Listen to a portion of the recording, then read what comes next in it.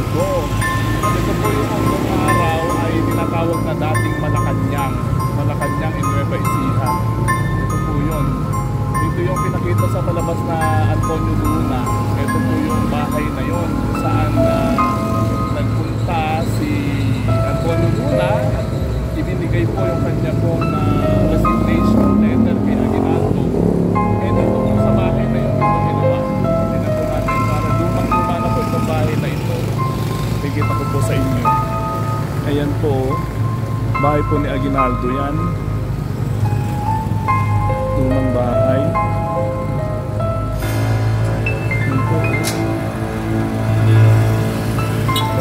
Ito yung lumang bahay ni Aguinaldo.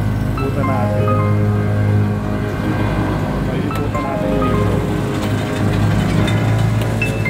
Ito yung lumang bahay ni Aguinaldo.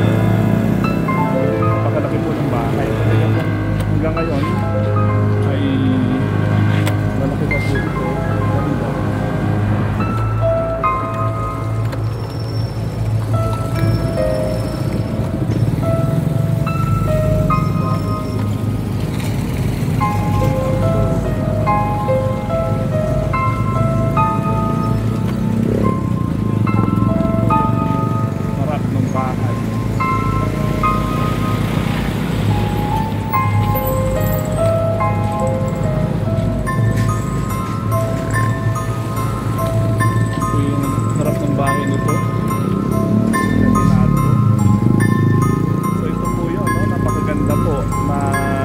Pa rin at nakatindig dito sa San Isidro, Nueva Ecija. Ito pong lumang bahay ni General Emilio Aguinaldo.